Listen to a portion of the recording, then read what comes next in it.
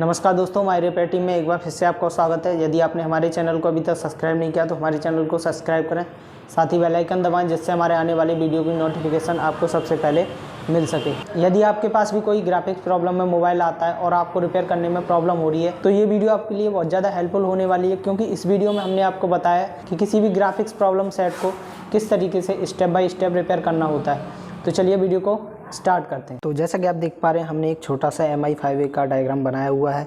इसी डायग्राम से हम आपको समझाएंगे कि किसी भी ग्राफिक प्रॉब्लम मोबाइल को किस तरीके से रिपेयर करना होता है। साथ ही आप ऊपर देख सकते हैं, यहाँ पे ये मैंने एक मदरबोर्ड यहाँ पर रखा हुआ है, 5A का ही मदरबोर्ड है। साथ ही इस मदरबोर्ड से भी जानेंगे कि कौन सी सप्लाई कहाँ से इन हो रही है और कहाँ से आउट हो रही है। तो सबसे पहले हम स्कीमेटिक डायग्राम से समझते हैं कि हमारी सप्लाई सबसे पहले कहाँ से आती है और कहाँ जाती है। तो यहाँ पे आप देख सकते हैं, ये एक BQIC है। जब हमारा मोबाइल ऑन होता है और बैटरी कनेक्टर से BQIC के लिए एक सप्लाई जाती है, तो BQIC उस सप्लाई से VPS सप्लाई तैयार करता है। ये आप देख सकते हैं, एक कॉइल लगी हुई है। इस कॉइल के ज़रिए एक VPS सप्लाई तैयार करेगा और वो VPS सप्लाई हमारी सीधी आप देख सकते हैं इस कॉइल पर आएगी और इस कॉइल से निकल के सीधी ऊपर से आप देख सकते हैं 3 नंबर की पिन पे ये सप्लाई आएगी। और आप देख सकते हैं बूस्ट कॉइल का जो दूसरा सिरा होता है वो IC से जुड़ा होता है। जब इस IC के लिए इनेबल सिग्नल मिलेगा तो ये बूस्ट कॉइल एक्टिव हो जाएगी और इस IC से 2 सिग्नल आउट होंगे, VSP और VSN, यानी +5 वोल्टेज और -5 वोल्टेज। तो आप देख सकते हैं यहाँ पे एक रजिस्टर लग रहा है और यहाँ पे एक कैपेसिटर लग रहा है। IC की इस पिन से +5 वोल्टेज की सप्लाई आउट होगी और इस कैपेसिटर से फिल्टर होती हुई वो हमारा डिस्प्ले कनेक्टर पर आ जाएगी।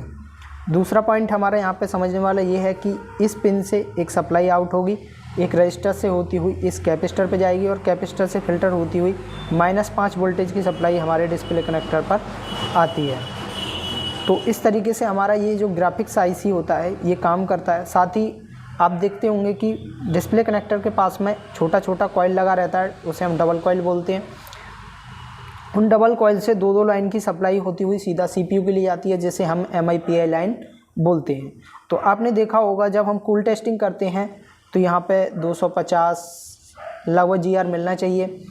आप एक पिन ग्राउंड पे रखे, जो हमारा रेड प्रोब होता है उसको ग्राउंड पे रखे आप चेक करते हैं तो यहाँ पे 250 के लगभग GR मिलना चाहिए। इन सभी कॉइल पे GR मिलना चाहिए, यानी आप दोनों साइड चेक करेंगे, ऊपर साइड और नीचे साइड।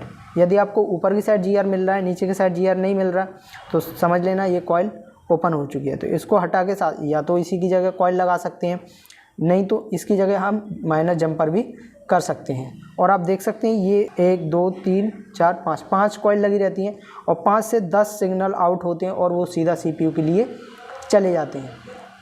तो जब भी हमारे पास ग्राफिक्स प्रॉब्लम में फ़ोन आता है, या तो ब्लैंक डिस्प्ले आती है या तो ब्लू डिस्प्ले आती है, तो उस प्रॉब्लम में हमको अपना VSP वोल्टेज और VSN वोल्टेज 2 वोल्टेज चेक करना होता है। इन दोनों में से कोई ना कोई एक वोल्टेज नहीं आता है जिससे ये प्रॉब्लम बनती है। या फिर हमारा जब ब्लैंक डिस्प्ले आता है तो उस कंडीशन में ये जो हमारा MIPI लाइन होता है इसमें से कोई ना कोई GR नहीं बनता है, जिस वजह से हमारा ग्राफिक्स नहीं बनता है। तो चलिए इसी सारी सप्लाई को हम आपको मदरबोर्ड के ज़रिए से समझाते हैं कि कहाँ पे हमारा BQIC लगा है, कहाँ पे हमारा ग्राफिक्स IC लगा है और कहाँ पे हमारा ये डिस्प्ले कनेक्टर लगा हुआ है। तो आप देख सकते हैं ये हमारे पास एक मदरबोर्ड है, इसके ज़रिए से आपको समझाते हैं। तो जैसा कि आप देख पा रहे हैं हमारे पास ये MI5A का एक मदरबोर्ड है।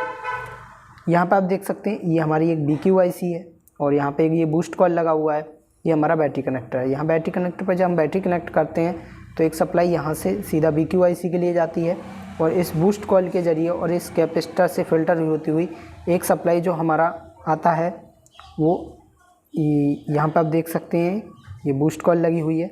इस बूस्ट कॉइल से होता हुआ सीधा IC में चला जाता है। इस सबसे पहले इस कैपेसिटर पर आएगा, फिर इस बूस्ट कॉइल से जुड़ेगा, बूस्ट कॉइल से होता हुआ सीधा इस IC में आ जाएगा। इस IC से आप देख सकते हैं एक ये कैपेसिटर लगा हुआ है, इस पर हमारा 5 वोल्टेज आता है, यहाँ पे आप देख सकते हैं इस वाले पे। और इसके नीचे एक कैपेसिटर ये लगा हुआ है, इस पे हमारा -5 वोल्टेज आता है। और ये +5 वोल्टेज और -5 वोल्टेज की जो सप्लाई होती है सीधे हमारे डिस्प्ले कनेक्टर पर आती है, ये इस पिन पे आती है। यहाँ पे आप 2 पिन देख पा रहे हैं, ये 2 कैपेसिटर भी नीचे आप देख पा रहे हैं, इन दोनों कैपेसिटर पर आएगी और सीधा कैपेसिटर से हमारे डिस्प्ले कनेक्टर पे ये सप्लाई आ जाती है।